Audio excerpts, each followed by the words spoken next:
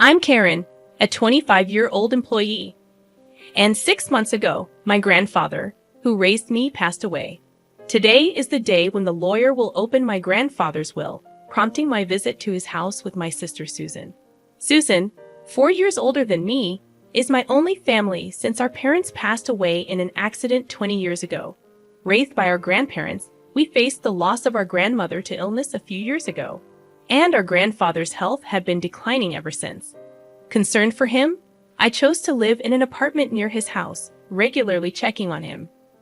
"You're a grown woman. It's unbecoming to keep coming back home," my grandfather would say cheerfully.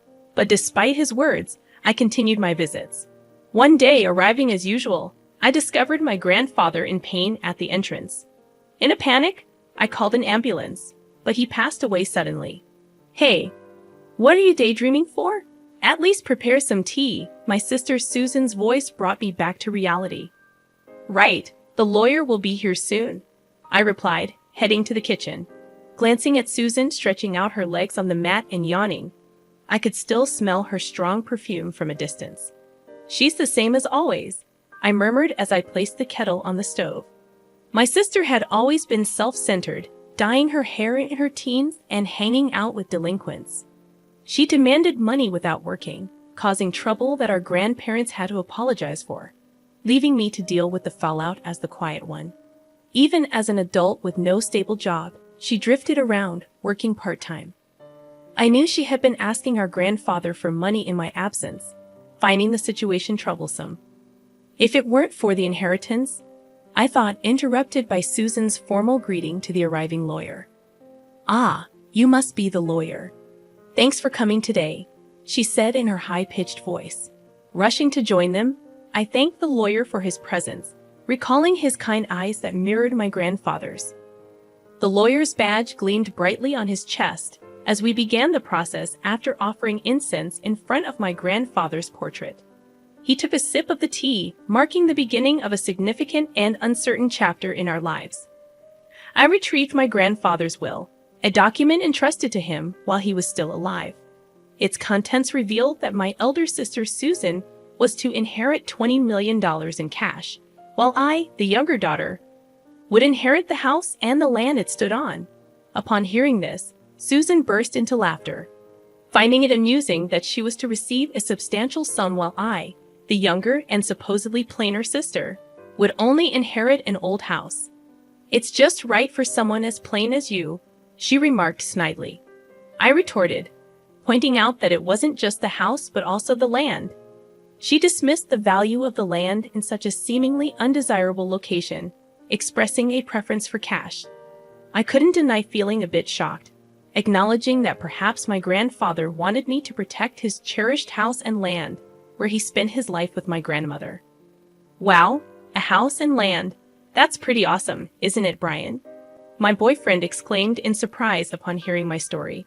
Shaking my head, I implied that it wasn't as great as it sounded, given that my sister inherited $20 million in cash.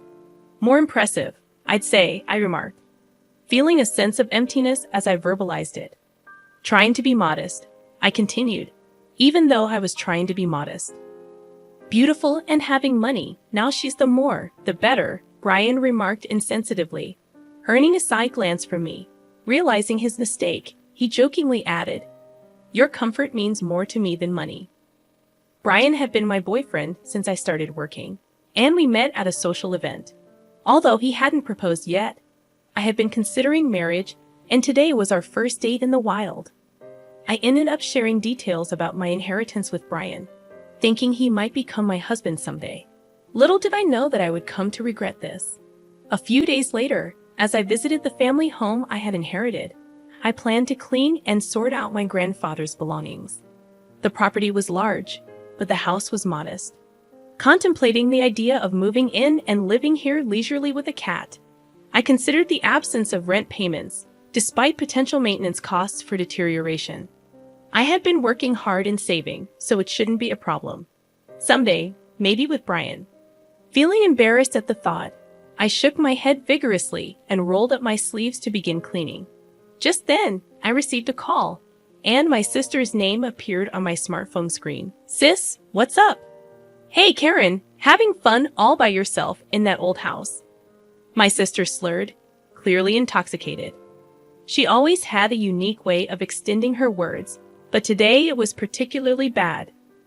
Since you're drinking, aren't you?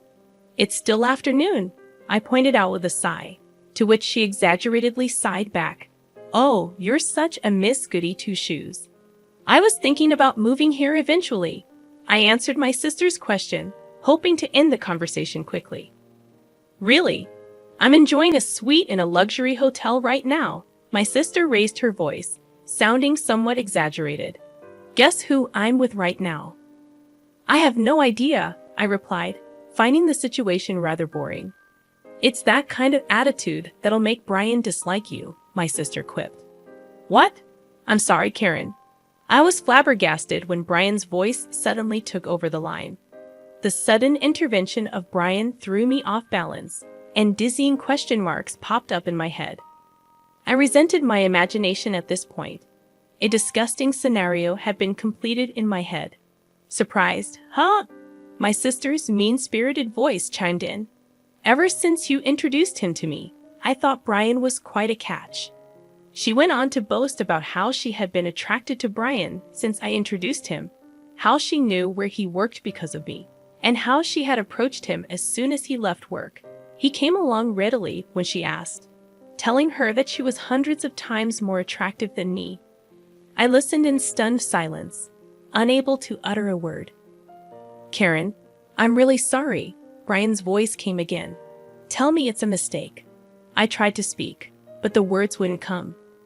As a man, I had to take this opportunity. I do feel bad about it, but come on, it's impossible to resist a beautiful woman who has $20 million, right?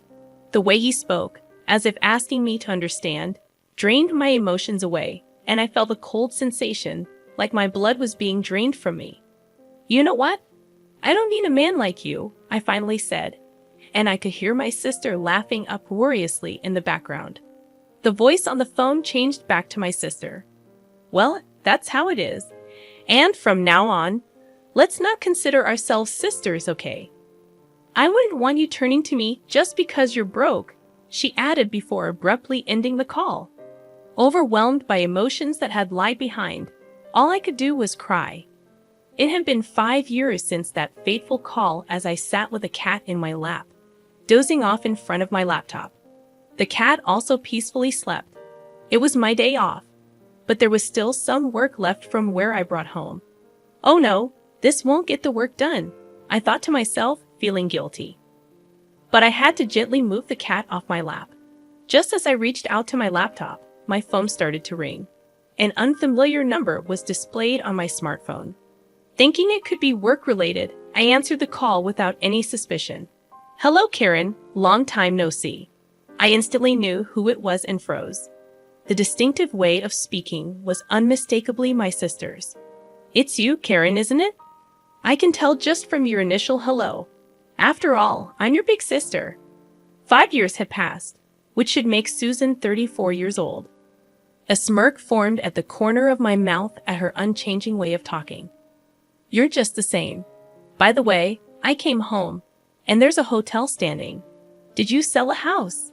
That's none of your business. Oh, come on. It's quite a grand hotel, huh? You must have made a good chunk of change, huh? Getting fed up? I was about to end the call when she started to chatter about her current situation. According to Susan, she had blown through the inheritance in about 2 years, and now she even had a considerable amount of debt.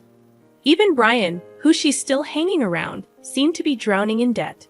I was speechless. Honestly, I couldn't care less. So, lend me some money, Susan requested, yelling. But I answered calmly, I've always wondered why Grandpa distributed his estate that way. But on the day you took Brian from me and cut ties, I understood. I started talking slowly, reminiscing about 5 years ago when Brian broke up with me, leaving me crushed. After crying my heart out, I sat dazed in my room, staring into space. I'm such a fool, I murmured, and large tears began to spill again. My gaze fell on a painting I had made as a child and had gifted to my grandfather. He had framed it and kept it hanging lovingly, Rising unsteadily, I picked up the painting. Grandpa. As I continued, my emotions swelled, and I started to cry. I recalled the notes my grandfather and I used to exchange on the back of that painting, like a family journal. Knowing that I was to inherit the house, he probably figured. I found this note. "I'm glad I noticed," I said, shuddering at the thought that I might have left it unnoticed. I reached for a sheet of notepaper that had fallen from the back of the frame, with the note addressed to me. The date on the letter was just before my grandfather passed. "I knew you'd definitely notice this letter. Right now, you're probably wondering why I distributed my estate in such a manner," I read aloud. "Cash to you, a sister, and an old house and land for you.